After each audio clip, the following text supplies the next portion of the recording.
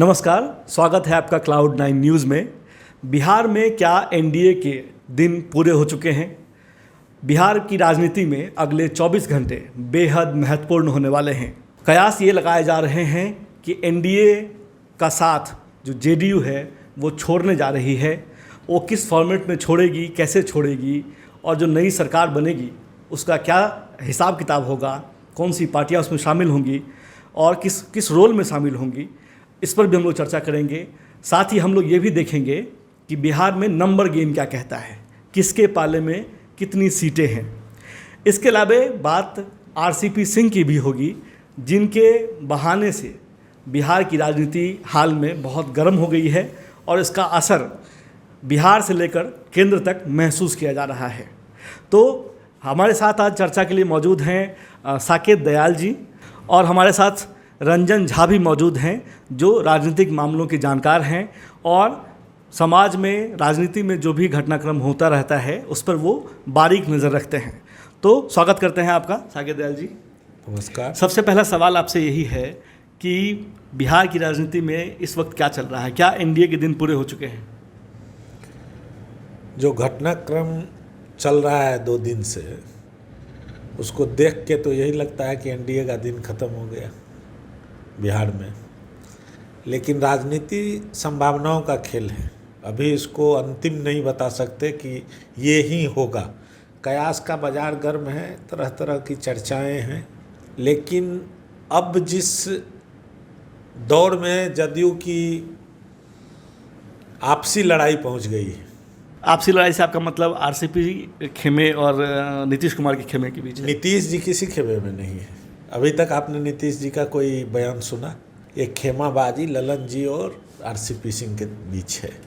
नीतीश जी पर्दे के पीछे कहाँ हैं, ये उनका आज तक कोई समझ नहीं पाया, जब तक वो पर्दे से आगे आपने खुद नहीं चले हैं। बची बात, अब चिराग मॉडल लाना चाहते थे, ललन सिंह का आरोप है कि चिराग मॉडल क्या है पूरे बिहार जानता है। तो इसका सीधा आरोप है जदयू का, अभी जो राष्ट्रीय अध्यक्ष हैं उनका आरोप है, जो ये पार्टी को तोड़ के बीजेपी के साथ जाना चाहते हैं। हम खुलकर आपको ये बता रहे हैं, वो नाम बीजेपी का नहीं ले रहे हैं, अब तक गठबंधन में हैं, अभी तक एनडीए में हैं। जब टूटेगा तब बोलना शुरू करेंगे। नीतीश कुमार, खबर यह है कि नीतीश कुमार ने सोनिया गांधी से बातचीत की है और नीतीश कुमार सोनिया गांधी के जरिए बिहार में चीज़ों को समेटना चाहते हैं। क्या आकलन लग रहा है आपका कि क्या वो सीधे आरजेडी से बात करने से कतरा रहे हैं? नहीं, जब तक अगर एनडीए से वो अलग होने की मंशा रखते हैं तो इतना तय मानिए, सोशल इंजीनियर हैं वो, उनकी बातचीत लालू प्रसाद यादव से हो चुकी हुई होगी और जब तक वहाँ से उनको हरी झंडी नहीं मिली होगी वो कोई कवायद एनडीए से अलग होने की नहीं शुरू कर सकते। तेजस्वी यादव जो डिप्टी चीफ मिनिस्टर रह चुके हैं नीतीश कुमार के साथ पिछली सरकार में, वो लगातार ये कहते आए हैं कि अब दोबारा वो नीतीश कुमार को या जेडीयू को उसके साथ गठबंधन नहीं करना चाहते हैं। ऐसी सूरत में कैसे आप देख रहे हैं कि जेडीयू एनडीए छोड़ के इधर आना चाहती है? 2 दिनों में आपने नहीं देखा आरजेडी के नेताओं का सुर बदला हुआ है, जदयू के नेताओं का सुर बदला हुआ आरजेडी के नेताओं के प्रति। ये राजनीति में कोई किसी का परमानेंट न दुश्मन होता है न दोस्त होता है, संभावनाओं का खेल है। संभावनाएं बनी वो हटे, है ना। और आगे संभावना ये भी, अब तो चर्चाओं का बाजार जो गर्म है उसी के आधार पर हम या आप बातचीत कर सकते हैं। तो उसमें तो ये भी चर्चा थी, कल तक चर्चा थी, जो आरजेडी सरकार को बाहर से समर्थन देगी। आज चर्चा सुन रहे हैं, अब सूत्र कितना सच बता रहा है ये तो हम नहीं गारंटी दे सकते, लेकिन आज चर्चा है जो गृह मंत्री के साथ साथ डिप्टी सीएम तेजस्वी जी बनेंगे। अच्छा, अभी आपने कहा कि संभावनाओं का खेल है और पार्टियां इधर से उधर जाती रहती हैं, कोई किसी का दोस्त कोई किसी का दुश्मन नहीं है। मैं रंजन झा जी से ये जानना चाहूँगा कि सामाजिक मामलों के भी जानकार हैं आप, राजनीतिक मामलों के भी जानकार हैं। ये जो सरकार बार बार अलग अलग गठबंधन करती है, उससे बिहार और बिहार के विकास पर आप कैसा प्रभाव देखते हैं? देखिए, ये एक अजीब सी बात है कि गठबंधन कोई भी हो, चेहरा हमेशा से विगत 20 सालों से, अब तो 2025 में 20 साल हो जाएंगे, चेहरा हमेशा से नीतीश कुमार जी का ही रहता है। इसे आप दोनों रूपों में देख सकते हैं। नीतीश कुमार जी की व्यक्तिगत छवि अभी तक ठीक ठाक रही है, प्रो डेवलपमेंट माने जाते हैं, तो उनकी एक्सेप्टेंस, उनकी एक्सेप्टेबिलिटी जो है वो अक्रॉस द स्पेक्ट्रम है। दूसरी तरफ on the flip side of it आप ये भी कह सकते हैं कि विकल्प का घोर अभाव है हमारे यहाँ, और चेंज तो होना ही चाहिए। बिहार के विकास के संदर्भ में इसे देखें तो मैं इसे बहुत अच्छा नहीं मानता, क्योंकि अब पिछले 2-3 दिनों से आप देखें या आज दिन भर सुबह से देखें, जितने भी चैनल्स हैं, जो भी डिस्कशंस हो रही हैं, वो बिहार में जो अगली सरकार किनकी होगी, नीतीश जी कब एनडीए को छोड़ेंगे, बस सारा डेवलपमेंट, सारी डिस्कशंस इसी पर हो रही हैं। तो ऐसे में जो विकास के मुद्दे हैं, जनहित के मुद्दे हैं, वो पीछे छूट जाते हैं। आप जैसा साकेत दयाल जी कह रहे थे कि आप आरजेडी के नेताओं के बयानों को देखिए, कांग्रेस के नेताओं के बयानों को देखिए, जीतन राम मांझी जो पूर्व मुख्यमंत्री हैं उनके बयानों को देखिए, सब लोग खुश हैं, सब इस डेवलपमेंट से, ये बिल्कुल स्पष्ट है, ये मुझे कहने की ज़रूरत नहीं है। अच्छा, ये इसी से सवाल ये भी है कि पिछले 6-7 सालों में जेडीयू नीतीश कुमार जो हैं एक बार आरजेडी के साथ आए, फिर उन्होंने आरजेडी को छोड़ा और वो फिर से बीजेपी के साथ चले गए, फिर वो बीजेपी छोड़ के इधर आना चाहते हैं। आप क्या सोचते हैं कि क्या इन सब चीज़ों की वजह से, ये जो बार बार पाला बदलने की बात होती है, उससे विकास पे कोई प्रभाव पड़ता है या नहीं पड़ता? विकास पे कैसे कह सकते हैं प्रभाव पड़ता है? सरकार तो किसी भी हाल में अपना काम करते रहती है। अगर सोच उसकी काम करने की है तो वो काम करते रहेगी। या आरजेडी के साथ हो फिर भी काम कर सकती है, बीजेपी के साथ हो फिर भी काम कर सकती है। अब ये तो सोचना आरजेडी और बीजेपी को है कि कभी वो आपके साथ चले आते हैं, कभी हमारे, और फिर भी आपकी मजबूरी है, आरजेडी की मजबूरी है कि उन्मादी ताकतों को सत्ता से दूर रखिए। तो आरजेडी की ये मजबूरी है, इसलिए वो जदयू को साथ दे सकते हैं। अब बीजेपी की मजबूरी है कि हम सत्ता में बने रहें, है ना, अखंड भारत का राजा बन जाए, तो वो इसलिए उसका साथ ले लेते हैं। तो इसमें नीतीश जी की कहाँ गलती है?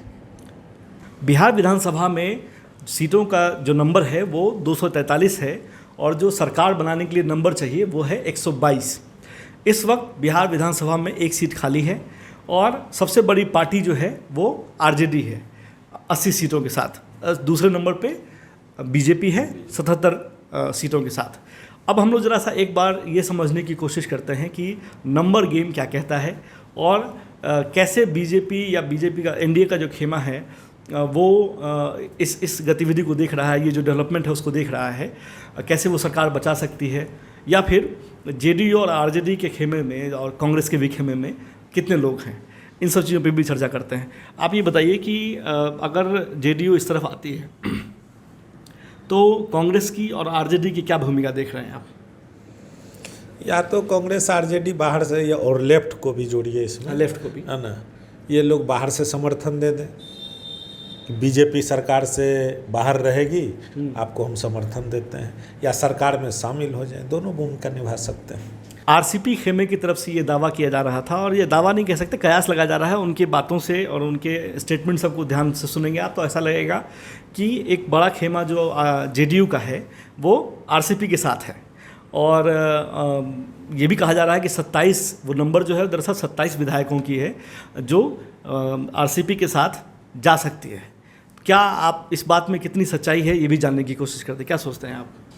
आरसीपी के साथ अभी जो दिख रहा है तो वो कार्यकर्ताओं का समर्थन बताते हैं अपना, हमारे साथ कार्यकर्ताओं, जदयू कार्यकर्ता हम बनाए, सारा प्रकोष्ठ हम बनाए, उनका समर्थन हमको प्राप्त है। इससे सरकार बनाने बिगड़ने में कोई फ़र्क नहीं पड़ता है आरसीपी से, क्योंकि सरकार बनाने के लिए विधायक का समर्थन चाहिए। विधायक तो एक भी आरसीपी के साथ नहीं दिख रहे। अच्छा, जब आरसीपी सिंह जेडीयू के अध्यक्ष थे या नीतीश कुमार की बहुत ही करीबी माने जाते थे, तब हमेशा उन पे आरोप लगता था कि वो आरसीपी टैक्स बड़ा पॉपुलर टर्म है बिहार के राजनीति में, ब्यूरोक्रेसी में भी।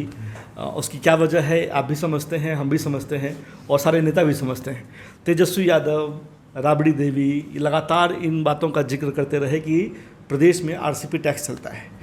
तो अब सवाल ये उठता है कि आरसीपी टैक्स का जो बयान लगातार आरजेडी दे रही थी, अब जो है वो सारा बयान बंद हो गया। तो क्या ये सारी बातें झूठी हो गई, या फिर अब जब आरसीपी सिंह के खिलाफ जेडीयू कार्रवाई करने की बात कर रही है, घोटाले की बात कर रही है, ज़मीन खरीद की बात हो रही है, तो क्या जेडीयू एक्सेप्ट कर रही है कि वो दरअसल आरसीपी टैक्स एग्जिस्ट करता था? ये मामला तो है, आरजेडी तो अभी भी आरसीपी टैक्स की बात करती है।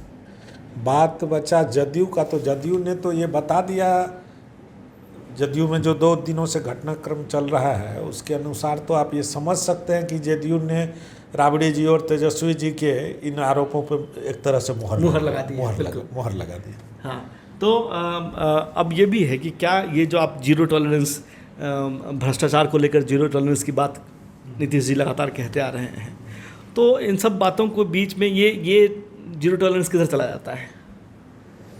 किन सब बातों के बीच में? ये जो आरसीपी सिंह ने आरसीपी टैक्स की बात हुई, अब अचानक से पहले आप डिफेंड करते थे आरसीपी सिंह को, अब आप कह रहे हैं कि आरसीपी सिंह ने घोटाला किया, जमीन खरीद ली। नीतीश जी के पास तो ये कहने का मौका है ना कि हमने जांच करवाया, और जब आरोप हमको भी सही लगा, तेजस्वी जी सही बोल रहे हैं कि आरसीपी टैक्स लेके अवैध संपत्ति बना रहे हैं, और हम भी उसको सही पाए, तो देखिए हम भ्रष्टाचार को बर्दाश्त नहीं किया, अपने पूर्व राष्ट्रीय अध्यक्ष को, वर्तमान केंद्रीय मंत्री को हटा दिए पार्टी से। भारत के इतिहास में ये शायद पहला मौका होगा जब कोई सरकार अपने ही पूर्व राष्ट्रीय अध्यक्ष के खिलाफ जांच बिठा रही है, वो भी घोटाले से संबंधित जांच है।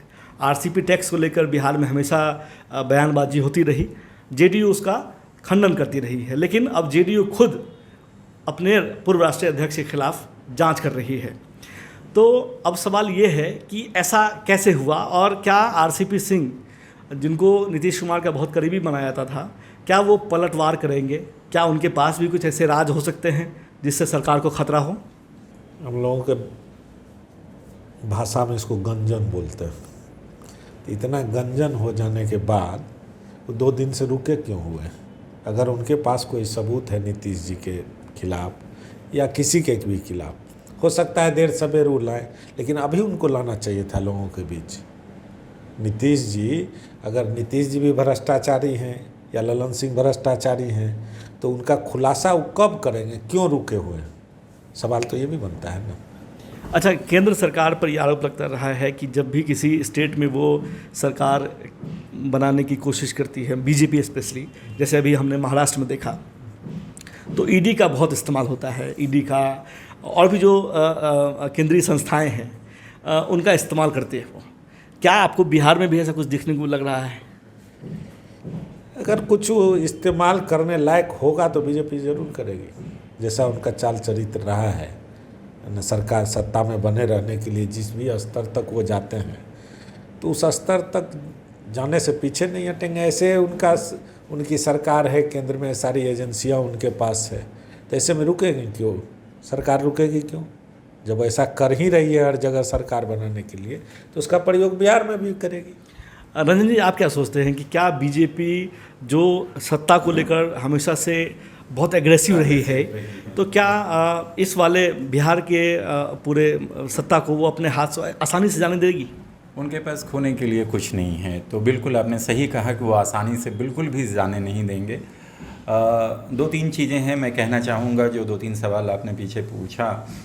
एक तो नीतीश जी का ये डॉक्यूमेंटेड बयान है, उन्होंने कहा है, रिकॉर्डेड है कि मैं 3 चीज़ों से समझौता नहीं करता, क्राइम, करप्शन एंड कम्युनलिज्म। और इस बार विशेष करके सत्ता में आने के बाद तीनों ही मुद्दों पर वो थोड़े से कंप्रोमाइज़ दिखे हैं। तो कहीं ना कहीं मुझे लगता है कि उनके पास अपने आप को रिडीम करने का जनता के सामने इस आखिरी पारी में, क्योंकि यह भी वो सार्वजनिक रूप से कह चुके हैं कि यह उनकी आखिरी पारी है, तो रिडीम करने का एक ये मौका है। वो ये जताना चाह रहे हैं कि देखिए ठीक है, ये हमारे वफादार थे और ये हमारे काफ़ी करीबी सहयोगी थे, बल्कि राष्ट्रीय अध्यक्ष थे, लेकिन हमने इन मुद्दों पर उनसे जवाब मांगा है। रही बात भाजपा की, नहीं, भाजपा कोई कसर नहीं छोड़ेगी। और ख़ास करके अब हम सभी लोग इस बात को जानते हैं कि भाजपा की असल कमान जो है अब वो श्री अमित शाह जी के पास है, नरेंद्र मोदी जी के पास अब वो कमान नहीं रही। और कयास लगाए जा रहे हैं, लोग कहते हैं कि नीतीश जी ने इस तरीके से रिएक्ट करना क्यों शुरू किया। क्या भाजपा ने कुछ जो अलिखित मीन्स एक टैसिट अंडरस्टैंडिंग थी दोनों के बीच में, उसे कहीं वायलेट किया, उसका उल्लंघन किया? तो कह सकते हैं, आपने पीछे बीते 6 महीने की राजनीतिक घटनाओं को देखें तो जिस तरीके से अमित शाह जी का इंटरफेरेंस रहा है बिहार में, उससे कहीं ना कहीं नीतीश असहज है। क्या आपको भी लगता है कि अमित शाह के बिहार दौरे के बाद से चीज़ें थोड़ी बदलने लगी है यहाँ पे, या फिर आरसीपी के मंत्री बनने के बाद से चीज़ें बदली हैं? आरसीपी के मंत्री बनने के बाद से ही चीज़ें बदली हैं जदयू में। लेकिन अमित शाह जी के बारे में ये चर्चा थी लोगों के बीच कि अपुष्ट खबर है, इसको हम बता नहीं सकते हैं कि सही है या गलत, कि नीतीश जी ने मोदी जी को खुद कहा है कि बिहार के मामले में अमित शाह इंटरफेयर नहीं करें। और अमित शाह का बिहार आना और बिहार आने के बाद सवर्णों के नेता को तलाशना, सवर्णों के नेता मतलब सीएम के लिए, डिप्टी सीएम के लिए हो या सीएम के लिए, सवर्णों में नेता को तलाशना, इसकी खबर नीतीश जी को लग गई। और उसमें कहीं ना कहीं विभीषण का काम कर रहे थे आरसीपी सिंह। अच्छा, जेडीयू ने कहा था कि वो सरकार में शामिल नहीं होगी, केंद्रीय मंत्रिमंडल में शामिल नहीं होगी। उसके बावजूद आरसीपी सिंह कैसे बन गए मंत्री? ये तो आरसीपी सिंह से पूछिए ना कि कैसे बन गए मंत्री। यही सब तो तकलीफ है नीतीश जी के लोगों को, उस पार्टी को, कि नीतीश जी ने जब कह दिया था कि पार्टी में शामिल है, हम सरकार में शामिल नहीं होगी मेरी पार्टी, फिर आरसीपी क्यों शामिल हो? तो ये जो आरसीपी सिंह जो हवा में उड़ रहे थे, आप कह सकते हैं कि दरअसल उस गुब्बारे में हवा जो है वो बीजेपी वाले भर रहे थे।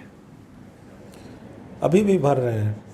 ख्वाब तो अभी भी बाज़ार में तरह तरह के दिखाए जा रहे हैं। चौराहों पे जाइए, बीजेपी लोगों का चर्चा है कि 27 MLA हमारे पास जदयू का है अभी संपर्क में, आरसीपी के साथ टूट के आ जाएगा, 10-12 कांग्रेस के टूट के आ रहे हैं। फिर भी नंबर गेम भी तो नहीं पूरा रहा है, तो अब राष्ट्रपति शासन कैसे लगा दीजिएगा? ये भी सोच चर्चा है। नहीं होगा तो राष्ट्रपति शासन लगा देंगे, है ना। सरकार, नीतीश जी इस्तीफा देने नहीं जा रहे हैं जैसा हमको खबर है, वो बर्खास्त करने जा रहे हैं बीजेपी के मंत्रियों को। और जब उनको फ्लोर टेस्ट देना होगा तो सारी पार्टियां उनको फ्लोर टेस्ट में मदद करेगी। मसला यही है, इस्तीफा देंगे तब तो कोई सरकार बनाएगा, बिगाड़ेगा, या राष्ट्रपति शासन की बात होगी। नीतीश जी के साथ एक बहुत बड़ा प्लस पॉइंट क्या है कि हर हमेशा इतनी दफ़ा वो भाजपा के साथ रहे, भाजपा के सबसे मुखर और सबसे आक्रामक जो उसका चेहरा रहा है अब तक, वो तो अभी ही है। अगर हम सांप्रदायिकता की बात करें, उस दौर में भी साथ दिया उन्होंने भाजपा का, अभी तक तो हैं ही। उसके बावजूद उनकी जो व्यक्तिगत सेक्युलर क्रेडेंशियल्स जो उनके हैं, सेक्युलर छवि जो है, वो अभी तक मतलब अनअफेक्टेड रही है। वो सेक्युलर छवि उनकी रही है। पूर्व प्रधानमंत्री और बड़े विद्वान डॉक्टर मनमोहन सिंह ने उनके बारे में एक दफ़ा कहा था 2014 इलेक्शन से पहले कि वेल ही इज़ सेक्युलर। ये सब तो उनके फेवर में ये सारी बातें। आज जिस तरीके से चैनल पे कांग्रेस के, आरजेडी के नेताओं के बयान देखें कि नहीं, उनका तो व्यक्तिगत चरित्र हमेशा से एक इंक्लूसिव, एक सेक्युलर जो चरित्र उनका रहा है, उनकी छवि रही है, वो उसका फ़ायदा उन्हें मिलता है। तो वो तो बड़े कंफर्टेबल पोजीशन में अभी हैं। आप समीकरण और नंबर गेम्स की बात कर रहे थे, तो भाजपा के लिए तो बड़ी मुसीबत हो जाएगी। वो तो अभी भी बिहार की राजनीति में, अगर मैं ये कहूँ कि बिहार की राजनीति में भाजपा अभी भी एक तरह से आउटकास्ट है, एक तरह से अभी भी अछूत है। मुझे संदेह है कि उसे बाकी दलों का समर्थन मिलेगा। एक सवाल ये है कि जैसे अभी हाल की खबरें आई हैं जिसमें सृजन घोटाला या उससे जुड़े मामले में 2 लोगों की गिरफ्तारी हुई है, तो क्या आप इस खबर को भी इससे जोड़कर देख रहे हैं कि हो सकता है सृजन घोटाले का जिन्न जो है वो फिर से बाहर निकले, चिराग से बाहर? हम लोग बिहारी हैं जी, है ना। लालू यादव डरे क्या? कुछ बचा जो नहीं कर सकते थे भाजपा के लोग, अमित शाह जी जो नहीं कर सकते थे, कुछ बचा है लालू जी के खिलाफ करने के लिए? तो एक बिहारी होने के नाते हमको नहीं लगता है कि लेकिन उससे नीतीश जी डर जाएंगे। लालू जी और नीतीश जी में कुछ तो फर्क है इस मामले में। नीतीश जी के खिलाफ कुछ मिल पाएगा ऐसा हमको नहीं लगता। आपको क्या लगता है इस बारे में? मुझे नहीं लगता कि इससे, क्योंकि नीतीश जी के पास एक सेंटिमेंटल समर्थन हर बिहारी का है इसमें। मतलब आज भी एक आम बिहारी इस बात को एक्सेप्ट करता है इरिस्पेक्टिव ऑफ पॉलिटिकल आइडियोलॉजी कि हाँ, नीतीश जी ने बिहार का चेहरा तो ज़रूर बदला है। तो और मुझे नहीं लगता कि सृजन हो या बाकी कोई और मुद्दे हों उसे उछाल कर, या आरसीपी सिंह जैसे नेता जिनका अपना, जो कभी मास लीडर नहीं रहे, बोर्डरूम की पॉलिटिक्स ही करते रहे, ब्यूरोक्रेट थे, आए और वहाँ से हेलीकॉप्टर से उतारे गए, जो हम लोग कहते हैं कि हेलीकॉप्टर से। तो मुझे नहीं लगता कि इन सब चीज़ों से बहुत फ़र्क पड़ेगा। और नीतीश जी जैसे आदमी को समझना बड़ा मुश्किल होता है। जाने माने पत्रकार शंकर सेन ठाकुर ने जो किताब लिखी थी उन पर, उसका भी उन्होंने जो किताब का शीर्षक दिया था सिंगल मैन, तो वो हमेशा से सिंगल ही रहे हैं। जैसा साकेत जी भी कह रहे थे कि उनके पत्ते, मतलब वो अपने पत्ते खोलते नहीं। तो पिछले 2 दिनों से बिहार की राजनीति में चर्चा ये है कि मंत्रिमंडल को नए सिरे से बांटने की भी बात चल रही है। लोग अपने अपने पसंद के मंत्रालय ढूंढ रहे हैं। इस पर आपकी क्या राय है? वो तो लॉबिंग होता ही है। सरकार अगर बनेगी, नई सरकार का गठन होगा तो सभी दल अपना जो इतना हिस्सा होगा, कौन कौन मंत्री बनेगा, अपने नेताओं में पैरवी लगाएंगे, किस पार्टी को कितना मंत्री पद मिला, कौन सा मंत्रालय बिना, उसके बाद सारे विधायक जोड़ लगाएंगे कि हमको हमारे तेजस्वी यादव को कौन सा मंत्रालय मिलने जा रहा है? गृह मंत्रालय, उप मुख्यमंत्री के साथ गृह मंत्रालय, जैसा हमको खबर है। अब विधानसभा का अध्यक्ष अवध बिहारी चौधरी जी को बनाया जाएगा, जैसी खबर अभी तक हमको है। आप पहली बार Cloud9 न्यूज़ पे ये सुन रहे हैं कि आरजेडी सरकार में शामिल होगी, बाहर से समर्थन की कोई बात नहीं है। और तेजस्वी यादव के बारे में खबर ये है, कयास ये लगाए जा रहे हैं कि वो उप मुख्यमंत्री बनेंगे, साथ में गृह मंत्रालय भी उनके पास होगा। उसके अलावा आरजेडी के हिस्से में स्पीकर का भी पोस्ट होगा, विधानसभा अध्यक्ष होते हैं, वो भी आरजेडी खेमे से बनेंगे। कांग्रेस के लिए क्या है इस पूरे समीकरण में, ये भी जानने की कोशिश करते हैं। क्या लगता है आपको? कांग्रेस के लिए तो जो कुछ भी है यहाँ गेन करने के लिए ही है। और सत्ता में वो थे भी 2 साल, 2015 से 2017 तक महागठबंधन की सरकार थी। तो मैं समझता हूँ कि इस खबर को लेकर और ये जो डेवलपमेंट्स चल रही हैं, इसे लेकर कांग्रेस के लोग खुशी होंगे। उनके पास तो वैसे भी बिहार में कुछ जनाधार उनका बहुत ज़्यादा है नहीं। सत्ता में रहेंगे तो उस जनाधार को कहीं ना कहीं आगे बढ़ाने में उन्हें मदद मिलेगी। एक जो मैं एक दूसरा एंगल देखता हूँ इसमें कि हाँ, जिस तरीके से कन्हैया कुमार शामिल हुए कांग्रेस में और लोग कह रहे थे कि तेजस्वी यादव और कन्हैया कुमार 2 युवा लोग, दोनों की अपनी महत्वाकांक्षाएं हैं, तो वो देखने वाली बात होगी कि कैसे उसे लेके चलते हैं। लेकिन मुझे इस वक्त लगता है कि फ़िलहाल कांग्रेस जो है किसी भी तरीके से नीतीश कुमार के साथ सरकार बनाने को लेकर वो खुशी होगी और वो चाहेगी कि सरकार में रहे। साकेत जी, हम ये जानना चाहेंगे कि नीतीश कुमार जी के बारे में ये कहा जाता है कि वो दूसरों की गलतियों से भी बहुत सीख लेते हैं। क्या उन्होंने महाराष्ट्र में जो उद्धव ठाकरे के साथ हुआ, क्या उन्होंने उद्धव ठाकरे के साथ जो हुआ उससे भी सीख ली है? तेज जी, नीतीश जी को राजनीति का चाणक्य भी कहा जाता है। और हम ये प्रश्न ही आपका उल्टा है। मेरा जवाब ये है कि उद्धव जी को नीतीश जी से सीख लेनी चाहिए, तो उनके साथ ऐसी घटना नहीं घटती। अब तो देर हो गई है उनके लिए, हाँ, लेकिन आगे के लिए ये सबक हो सकता है। इसी से एक सवाल ये भी है कि भाई अगर मान लीजिए बिहार में एनडीए की सरकार ख़त्म हो जाती है तो इसका राष्ट्रीय स्तर पर क्या इम्पैक्ट देखते हैं आप लोग? मैं समझता हूँ कि हिंदी हार्टलैंड में जो भाजपा का वो मिशन था कि पूरे हिंदी हार्टलैंड को भी कब्जा करना है, जिसमें बिहार एक महत्वपूर्ण पड़ाव है, बड़ा स्टेट है, तो भाजपा को तो नेगेटिवली ये इम्पैक्ट करेगा, निश्चित रूप से करेगा। अब भाजपा इसे किस रूप में लेती है, मैं समझता हूँ भाजपा हर हाल में यहाँ सरकार में बने रहना चाहेगी और अगले चुनाव, क्योंकि उनके बयानात भी आए हैं भाजपा नेताओं के कि 2024 और 2025 का जो विधानसभा चुनाव होगा ये हम गठबंधन के साथ ही लड़ना चाहते हैं। भाजपा काडर बेस्ड पार्टी कही जाती है, लेकिन समहाउ बिहार में जो एक नेतृत्व होना चाहिए वो चेहरा ढूंढ नहीं पाई है। तो बिहार की जो इस तरह से मतलब बिहार से जब बिहार में सरकार से वो बाहर हो जाएगी तो राष्ट्रीय स्तर पे मैं ये देखता हूँ कि हाँ, ये भाजपा को इससे चोट पहुँचेगी निश्चित रूप से। आपको क्या लगता है कि क्या दूसरे स्टेट पे भी की राजनीति पे भी या सरकार पे भी असर पड़ेगा? अब असर पड़ेगा इसका असर, और हाल के दिनों में जहाँ विधानसभा के चुनाव होंगे जिन राज्यों में, उन पे इनका बहुत बुरा असर पड़ेगा। भाजपा को इसका खामियाजा भुगतना पड़ेगा और यहीं से कहीं उनकी उल्टी गिनती न शुरू हो जाए। ये बिहार है, लोकतंत्र की जननी कहा जाता है इसको, तो इससे आप इसको नकार नहीं सकते कि इसका राष्ट्रीय राजनीति पे कोई असर नहीं पड़ेगा। बिहार की राजनीति में अगले 24 घंटे 48 घंटे बहुत ही खास होने वाले हैं। 15 अगस्त से पहले यहाँ कुछ बड़ा राजनीतिक उलटफेर अवश्य संभावित है।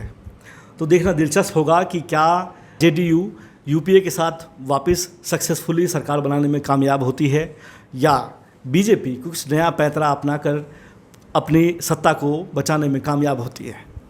आप देखते रहिए Cloud9 न्यूज़। धन्यवाद।